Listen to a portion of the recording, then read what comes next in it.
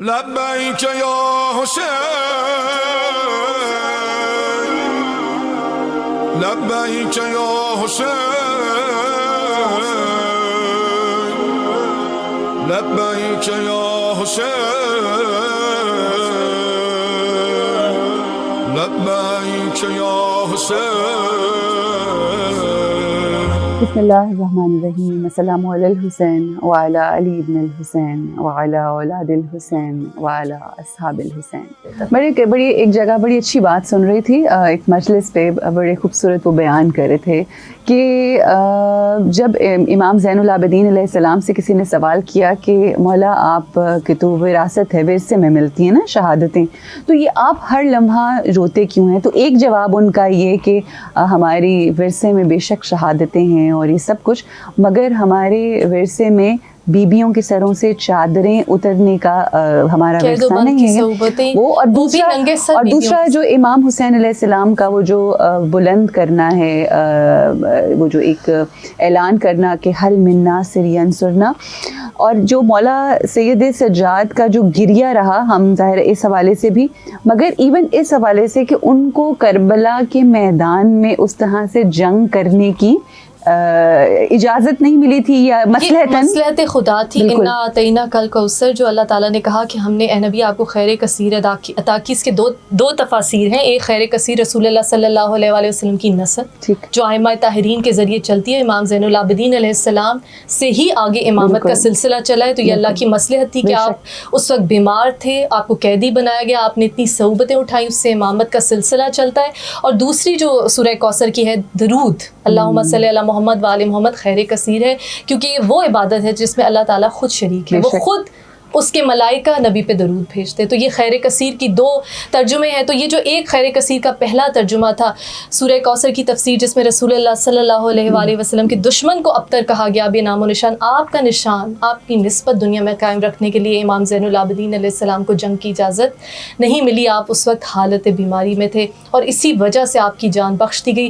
वरना आप जानते हैं कि, और ये जुल्म की हम बात करें ना, अदल और जुल्म की बार बार बात, तो जुल्म की एक्सट्रीम हमें करबला में दिखाई देती है, बर्बरियत की। इंसान जब गिर जाता है, फिरौनियत के मकाम पे चला जाता है, पस्ती पे गिर जाता है, तो किस कदर वहशी और किस कदर सफाक हो जाता है, जैसे यजीदियत है। तो इमाम हुसैन अलैहिस्सलाम का एक और कौल है कि देखो, अगर तुम किसी मजहब पे भी ईमान नहीं रखते, तुम्हारा कोई दीन भी नहीं है, तुम किसी शरीयत को फॉलो नहीं करते, इमाम का कौल है, तो कम अज़ कम जुल्म और बर्बरियत से ख़ुद को महफूज रखो, कम अज़ कम। तो जुल्म से बचिए।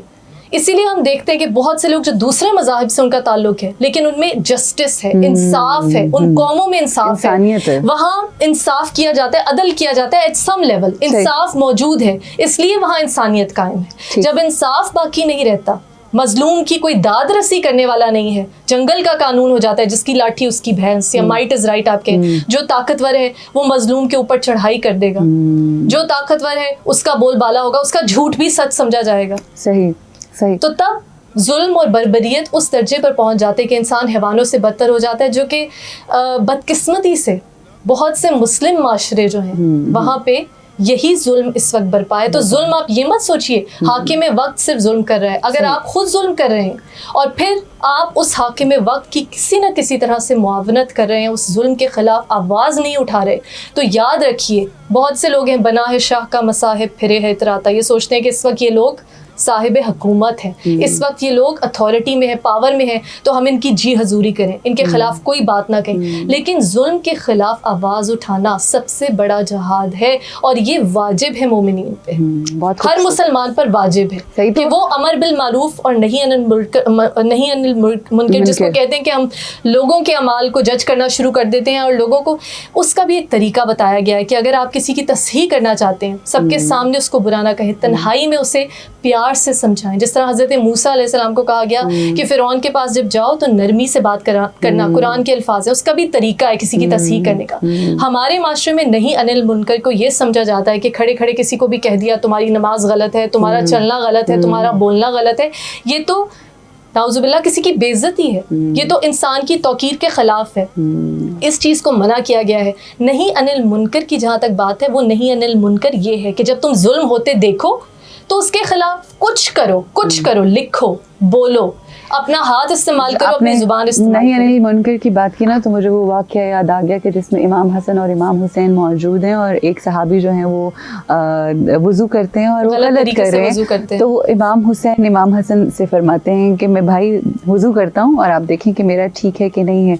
तो वो सहाबी उनको गले से लगा लेते हैं कि तुमने मुझे सही भी कर दिया और मेरी डिसरिस्पेक्ट भी नहीं हुई। तो यही वो जो आप कह रही हैं कि नहीं अनिल मुनकर, अगर आपने कहना भी है तो उस तरह से कहें जी। कि अगले बंदे को वो बात बुरी ना अच्छा, लगे। एक और बात है कि हिकमत जो है ना वो अल्लाह ताला की बहुत बड़ी नेमत है, और कुरान में कहा जिसे चाहे हिकमत दे। मौला अली अलैहिस्सलाम का एक और कॉल, बहुत खूबसूरत कॉल मेरी नज़र से गुजरा है, जिसमें मौला ने कहा कई मर्तबा तुम्हारी नरमी जो है वो अगर जुल्म को बढ़ाए, जैसे किसी ऐसी सिचुएशन में है कि आप खुश अखलाकी का मुजाहरा करते जा रहे हैं, लेकिन आपकी नरमी जो है वो जालिम का हाथ तेज कर रही है, ठीक। उसकी कुव्वत बाजों में इजाफा कर रही है, तो फिर उस मौके पे मेरे मौला ने कहा, क्योंकि यदुल्लाह है, अल्लाह का हाथ है, जुल्फ़िकार हैदरी दी है किस तरह कफ़ार को लेकिन तेग से कहा कि उस वक्त मौला का कॉल मुकम्मल कर लेती हूँ। मौला ने कहा कि जब तुम्हारी नरमी जो है वो जुल्म को बढ़ाए किसी भी सिचुएशन में, ये कॉल जो है अपनी ज़िंदगी की हर सिचुएशन में हम अप्लाई कर सकते हैं। कहा उस वक्त कई मर्तबा सख्ती जो है वो नरमी से बेहतर है। सो हिकमत का इस्तेमाल करना बहुत ज़रूरी है। हर मौके पे नरमी भी काम नहीं आती। कई ऐसे मौके पे हैं कि जहाँ पे आपको फर्म होना पड़ेगा, आपको सख्त होना पड़ेगा, जालिम का हाथ रोकना पड़ेगा। अल्लाह हमें वो हिकमत अता करे, ये दुआ मांगनी चाहिए कि अल्लाह हमें वो हिकमत अता करे। क्योंकि करबला के मैदान में जब हम देखते हैं कि सब कुछ लुटाने के बावजूद भी मौला प्यार से और मतलब उस तरह से उन लोगों को इस तरफ लाने की कोशिश कर रहे हैं, लेकिन फिर जाहिर है जब वही वाली बात, और वो दोनों हमने देखे, वो जो आपने मौला की, क्योंकि ये भी अदल का है। देखिए जैसे ईसाइयत के मजहब में है कि कोई एक गाल पे तुम्हारे तमाचा मारे तो दूसरा आगे कर दो, लेकिन इस्लाम में ये नहीं है, क्योंकि ये जुल्म को प्रमोट करना है। ट्रू। कई मर्तबा जैसे जो विक्टिम मेंटालिटी आप जिसको कहते हैं कि हम बहुत ज्यादा उसमें चले जाते हैं कि अपनी इज्ज की वजह से, अपनी इनकिसारी की वजह से हम कई दफा जुल्म को प्रमोट करना शुरू हो जाते हैं, क्योंकि हम तो अपनी तरफ से आजिज़ी कर रहे हैं, हम तो अपनी तरफ से खुश अखलाकी कर रहे हैं, हम तो अपनी तरफ से रिश्तों का एहतराम कर रहे हैं, लेकिन हम माशरे में एक तरह से बिगाड़ बढ़ाते जा रहे हैं। जैसे रिश्तों की फिरौनियत है, जैसे हमारे माशरे में बहुत होता है, कई दफा जो अक्सर आप देखते हैं कि बहू को जला दिया। बिल्कुल। अब उसमें एहतराम तो अपनी जगह है कि सास का एहतराम है, जी बेटी की माँ है, लेकिन अब वो जुल्म इस हद तक बढ़ता जाएगा कि उसको जिंदा जला दिया, क्योंकि उसको किसी ने किसी मकाम पे रोका ही नहीं कि कोई मकाम है जहाँ से जुल्म की हद शुरू हो जाती है और वहां से आप रुक जाइए। तो जुल्म को रोकना बहुत जरूरी है। जुल्म के साथ मददगार ना बनिए, चाहे वो आप खुद मजलूम मजलूम बनते हुए भी जुल्म आपने सहना नहीं है। इमाम हुसैन अलैहिस्सलाम का पैगाम यही पैगाम है कि जहाँ बर्बरियत हो, जहाँ हकमियत फिरौनियत के लेवल को पहुंच जाए, वहाँ तलवार भी उठा। चाहे वो ओनो मोहम्मद अलैहिस्सलाम तलवार उठा रहे हैं, चाहे हज़रत कासिम अलैहिस्सलाम तलवार उठा रहे हैं, चाहे हज़रत अब्बास अलैहिस्सलाम एक नेज़े से जंग करते हैं, और ख़ुद इमाम हुसैन अलैहिस्सलाम कड़ियल जवान की लाश उठाने के बाद किस तरह से जंग करते हैं और कहते हैं अब भूखे 3 दिन के भूखे और 3 दिन के प्यासे की जंग। इमाम हुसैन अलैहिस्सलाम का एक जो ख़ास रिश्ता अपने भाई अखी के साथ, जनाबे हज़रत अब्बास के साथ है।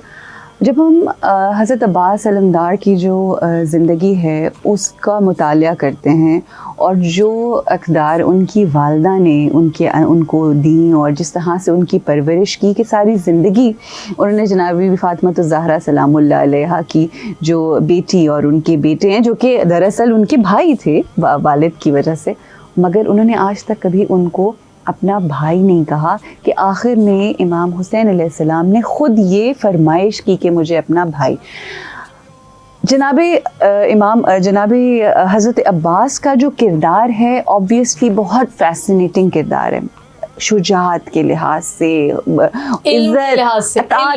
भी, क्योंकि इमाम जाफ़र सादिक अलैहिस्सलाम से एक मरतबा कोई ज़ाकिर मजलिस पढ़ रहा था तो कहा कि तुम हज़रत अब्बास अलैहिस्सलाम की सिर्फ शुजाअत का जिक्र करते हो, तुम हज़रत अब्बास अलैहिस्सलाम के इल्म का जिक्र क्यों नहीं करते? और कहा कि वो इल्म था कि रसूलुल्लाह सल्लल्लाहु अलैहि वसल्लम की एक हदीस है, अल उलमाउ उम्मती अफ़ज़लुम बिन अम्बियाई बनी इसराइल, कि मेरी उम्मत के जो आलिम होंगे, उलमा होंगे, वो बनी इसराइल के अम्बिया से अफजल होंगे। अब ये कौन से उलमा का जिक्र है? गुस्ताखी माफ आजकल के उलमा तो नहीं जो खून हुसैन को बेचते हैं नाउजुबिल्लाह या दीन को बेचते हैं, नहीं, कहा कि ये जो उलमा है हज़रत अब्बास अलैहिस्सलाम और बीबी ज़ैनब अलैहिस्सलाम कि ये अफजल है बनी इसराइल के अंबिया से भी, क्योंकि ये इल्म के उस मकाम पे जब शिमर जो रिश्ते में मामू लगता था हज़रत अब्बास अलैहिस्सलाम के पास अमाननामा लेके आया रिश्तेदारी की वजह से, तो कहा कि तू अमाननामा लेकर आया मेरे लिए, तो कहा तब्बत यदा, जिस तरह अबी लहब को चचा था रिश्ते में कि तेरे हाथ टूट जाए, तो कहा तेरे हाथ टूट जाए कि तू मेरे लिए तो अमाननामा लाया है और मेरे मौला हुसैन अलैहिस्सलाम, क्योंकि ये सारा हक का सिलसिला है, जो रिश्ता है वो अल्लाह के लिए। अगर मौला अली अलैहिस्सलाम ने ख्वाहिश की एक ऐसे बेटे की, उम्मुल बनीन अलैहिस्सलाम को ढूंढा अपने भाई अकील से कह के एक ऐसे कबीले की शुजा खातून, एक ऐसा शुजा बेटा जिसे अपनी तरह का बनाया, ऐसा जर्नैल कि जो फनूने तलवार चलाने में माहिर हो, जो जुल्फ़कार उठाने में माहिर हो, कि जब जंगे सफ़ीन में गए हैं तो देखने वालों ने कहा कि शायद अली आ रहे हैं, जो यदुल्लाह का वारिस हो, उसको सारी ज़िंदगी ट्रेन किया जंग के लिए। हज़रत अब्बास अलैहिस्सलाम ने खुद कहा अपने दोस्त से, मालिक अश्तर के बेटे से, कि मैं चाहता हूँ कि मैं ऐसा हो जाऊँ कि मैं अपने बाबा जान के साथ जब खड़ा हूँ तो उन्हें लगे जैसे पूरा लश्कर उनके साथ है।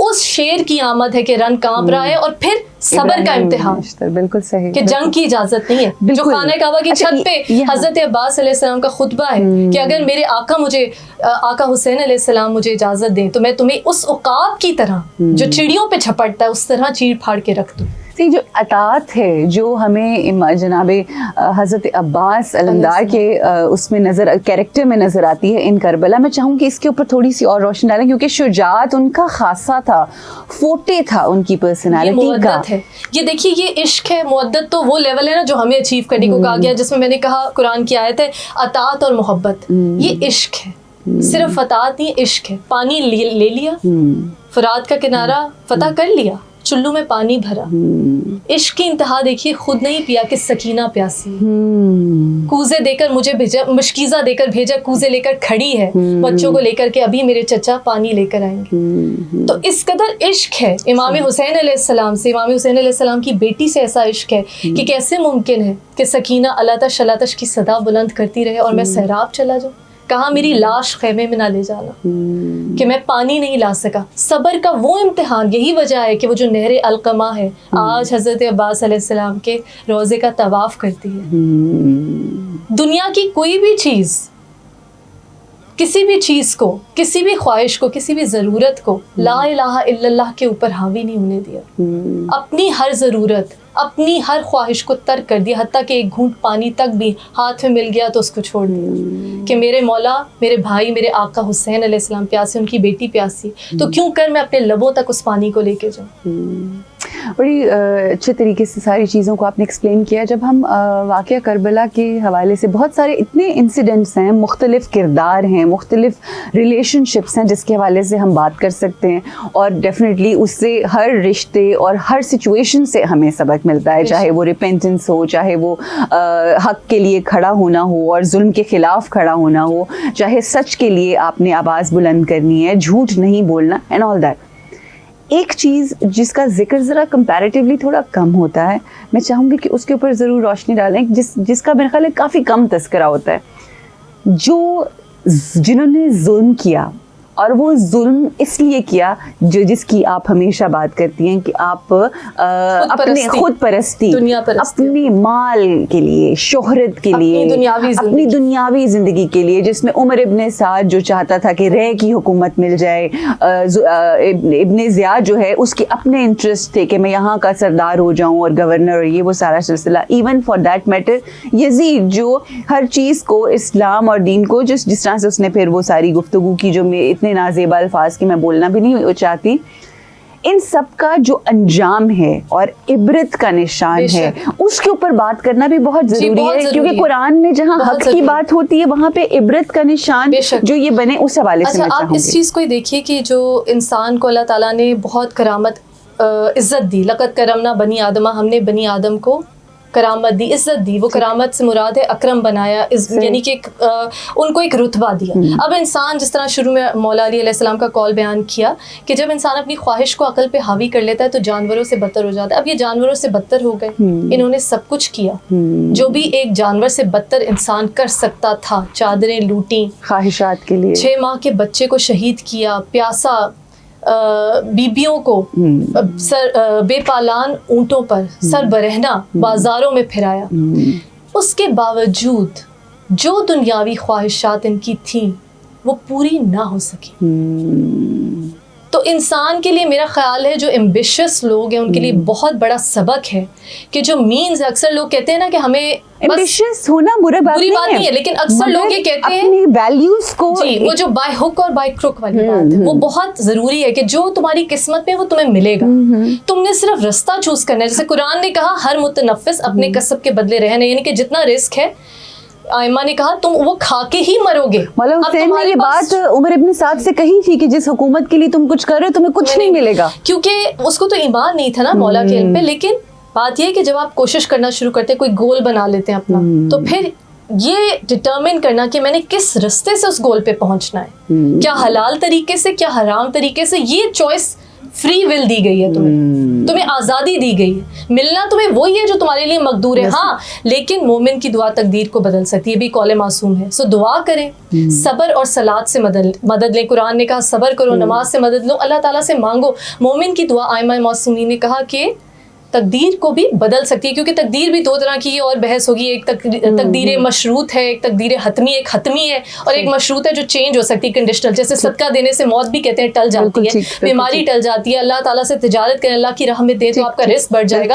लेकिन रास्ता डिटरमिन कर, वहाँ आपकी चॉइस है। अब आपने एक गोल सेट किया है, दुनियावी जो एम्बिशियस लोग हैं उनके लिए, लेकिन वहाँ तक पहुँचने के लिए आप देखिए कि अगर आप गलत रास्ता इख्तियार करेंगे तो आपका अंजाम क्या होगा। फिर वो जो गोल है वो भी नहीं मिलेगा, और दुनिया की बाकी नेमतें भी छूट जाएंगी। जैसे ये किस किस तरह इनकी अमवात हुई मलूनों की, किस किस तरह ये सिसक के मरे, तौबा की भी इनको तौफीक नहीं हो सकी। तड़प तड़प के वो जो नेमतें उनके पास पहले से थी उनसे भी महरूम हो गए, सेहत से महरूम हो गए, औलाद से महरूम हो गए, दुनियावी इज्जत से महरूम हो गए, ज़हनी सुकून सबसे बड़ी बात, सबसे अहम, रातों की नींद उड़ गई। तो जब वो रास्ता गलत चुन लिया तो ना वो मिलेगा जो तुम चाहते हो और ना वो रहेगा जो तुम्हारे पास पहले से था। दुआ की आपने अपने ये जो गुफ्तगू की ना कि दुआ करना बहुत ज़रूरी है, दुआओं से तकदीर बदल जाती है। और हमने इस सब बेशक बिस्मिल्लाह, और ये जो हमने सफ़रे इश्क है, ये जो उशाक का जो सफ़र है,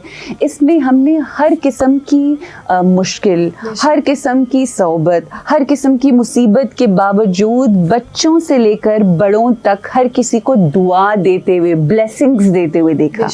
इस हवाले से भी, क्योंकि आज जब हम अपने हाथों को बुलंद करते हैं तो हम अपने लिए तो दुआएं मांग लेते हैं, अल्लाह मुझे ये दे दे, अल्लाह मुझे ये दे, मुझे घर दे दे, मुझे बच्चे, मगर हमें लगता है कि अगर हमने किसी के लिए दुआ की तो शायद हमें जो मिलना है वो ना मिले। जरा इस कॉन्सेप्ट को जरा थोड़ा करें और फिर हमारे रसूलुल्लाह सल्लल्लाहु अलैहि वसल्लम से रिवायत है और आइम्मा ताहिरीन से रिवायत है।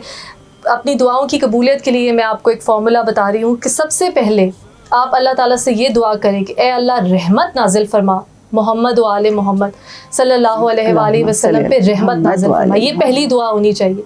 उसके बाद अगर आप चाहते हैं शॉर्टकट कि अगर आप चाहते हैं आपकी दुआ कबूल हो, मौला अली अलैहिस्सलाम ने फरमाया पहले किसी और के लिए दुआ करो, सुभान, फिर अपने लिए दुआ करो। तो पहले आपने दुआ करनी है रहमत नाजिल फरमा मोहम्मद व आले मोहम्मद, क्योंकि इमाम रज़ा अलैहिस्सलाम ने फरमाया 8वें इमाम ने कि अगर तुम अपने गुनाहों का कफ़ारा अदा करने की इस्तिताअत नहीं रखते तो हम अहले बैत पर दरूद भेजो। तो जब आप अल्लाह से कहेंगे कि रहमत भेजो, खुद ही भेजता है, उसके फरिश्ते भेजते हैं, तो आप अल्लाह के साथ इबादत में शरीक हो जाएंगे। फिर आपने किसी मोमिन के लिए दिल से दुआ करें, क्योंकि आइमा मासूमीन का एक कौल है कि दूसरे के लिए वो पसंद करो जो तुम अपने लिए पसंद करते हो। अगर ये चीज़ आप सीख जाएं कि अपने आप को हमेशा दूसरे की जगह रख के, मुश्किल है थोड़ा सा, लेकिन जब आप ये सोचें कि अच्छा अगर मैं इसकी जगह होता मैं क्या पसंद करता कि मुझे क्या तोहफा मिले, अगर मैं इसकी जगह होता मैं क्या पसंद करता मुझे किस तरह का सलूक मुझसे किया जाए, अगर मैं इसकी जगह होता, हाइपोथेटिकली सोच लें, कहा कि दूसरे के लिए वो पसंद करो जो अपने लिए करते हो। और एक और बात है, ये सब एक साइकिल है। आइमा ताहिरीन के अकवाल में से है, कौले मासूम है, मौला ने कहा कि जिससे तुम बदगुमानी रखते हो ना, बदगुमानी क्या होती है?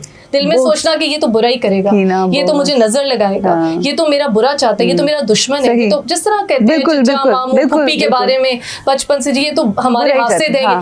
जब मौला ने कहा जिससे बदगुमानी रखते हो ना, उससे कभी अच्छाई की उम्मीद ना करो, कि जब दिल में पहले से ही तुम सोच लोगे ना कि ये तो बुरा करेगा तो बुरा ही होगा, क्योंकि तुम भी उसी तरह से फिर ऑपरेट करो, तुम्हारी इसका सोच। मतलब है कि जो आपके लिए बुरा सोचते हैं आप उनके लिए भी अच्छा जी, सोचो, और अच्छा आप ही दिल गुमान में करो। ये चीज आने ही ना दे कि ये मेरे लिए बुरा सोचेगा। सुभान अल्लाह। बदगुमानी अगर रखते हो तो फिर अच्छाई की उम्मीद ना रखो, क्योंकि तुम्हारे ज़हन में पहले ही वो सोच होगी कि इसने तो बुरा करना है। फिर क्या होगा, अगर वो अच्छा भी कर रहा होगा ना तो आप उसको उस सोच फिल्टर रहे से होंगे। देखेंगे कि ये तो मेरे लिए जरूर इसमें इसकी कोई चाल होगी, वही भी ये बुरी सोच है, बड़ी बदगुमानी। खूबसूरत ठीक है, है, तो हाँ। सोच को, वो जो हमने पहले बात की थी मौला का कौल, कि सोच को शफाफ रखो, कि जिस तरह पानी के कतरों से दरिया बनता है उसी तरह सोच से तुम्हारा किरदार और ईमान बनता है। तो अपनी सोच को पाक रखे, दूसरे के लिए वो चाहें जो अपने लिए।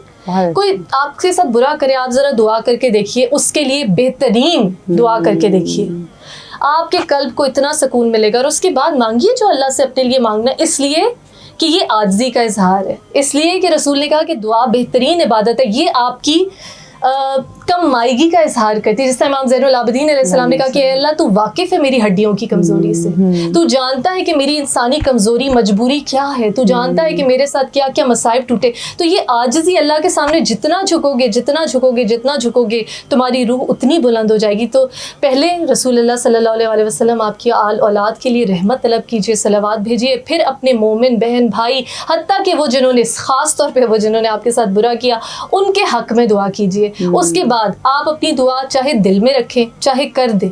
अल्लाह ताला ने कहा तुम अहले ज़मीन पर रहम करो, मैं तुम पे रहम करूँगा। अगर आप लोगों के लिए अच्छा चाहेंगे, वो परवरदिगार जो कुल कायनात का खालिक व मालिक है, वो यकीनन आपके लिए हर जज़ाउल एहसान इल्लल एहसान, आपकी नीयत का फल आपको देगा। जब आप अपने दुश्मन के लिए भी अच्छा चाहेंगे तो क्यों कर हो सकता है कि वो रब्बे कायनात जो रहीम है, करीम है, रहमान है, वो आपके लिए खुद ब खुद अच्छा ना चाहे। सुभान अल्लाह, अल्हम्दुलिल्लाह, अजरकुम मिनल्लाह, जज़ाकल्लाह। बहुत बहुत शुक्रिया मुहिब्बी, इतनी खूबसूरती से आपने मुख्तलिफ एंगल्स के हवाले से गुफ्तगू की। अल्लाह आपको जज़ा दे, आपकी तौफीकात खैर में इजाफा फरमाए।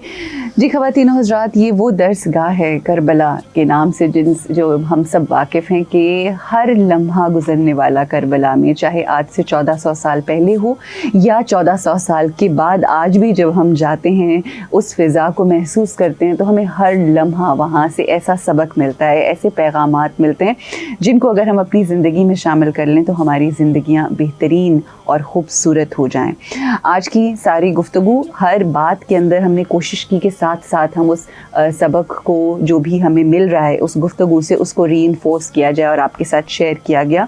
मगर तमाम गुफ्तगू का जो जिस चीज़ ने मुझे बहुत ज़्यादा इंस्पायर किया वो आखिर में की हुई बात मुहिब्बी की, कि अगर आपके साथ कोई अच्छा करता है आप उसके लिए दुआ करें, मगर ज़्यादा ज़रूरी और अहम बात यह है कि अगर कोई आपके साथ बुरा करता है तो आप अपने हाथ बुलंद करके अपने से पहले, अपने प्यारों से पहले उसके लिए ख़ास तौर पे दुआ करें। नहीं जानते कि वो जो आपके साथ बुरा कर रहा है वो किस कर्ब में है, वो किस परेशानी में है, वो किस मुश्किल में है।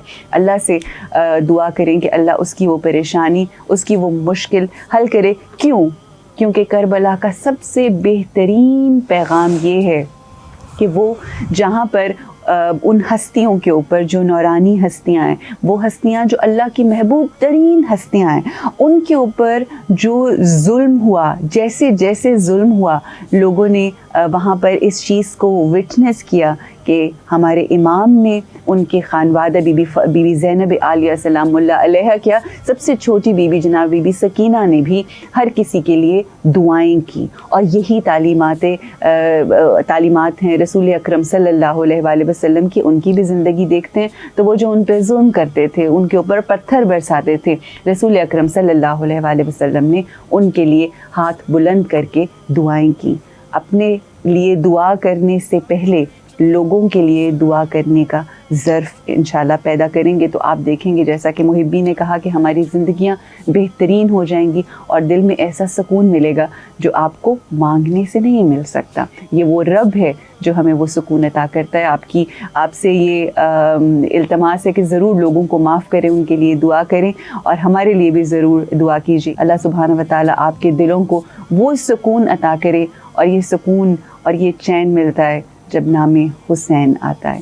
अल्लाह सुब्हानहू व तआला इमाम हुसैन अलैहिस्सलाम की उस अज़मत के सदक़े में हमारी ये जो तौफ़ीक़ात खैर हैं इसमें इजाफ़ा फरमाए और अपनी बारगाह में हमारी ये छोटी सी जो खिदमात हैं इसको कबूल फरमाए। अपना बहुत ख्याल रखिए, अपनों का बहुत ख्याल रखिए और ख़ास तौर पे अपनी फ़िक्रों का ध्यान रखें, अपनी सोचों का ध्यान रखें और फ़िक्र हुसैनी और फ़िक्र ज़ैनबी को उजागर कीजिए और अपनी ज़िंदगी में अपनी ज़िंदगियों को बेहतरीन बनाएं। अस्सलामु अलैकुम व रहमतुल्लाहि व बरकातहू।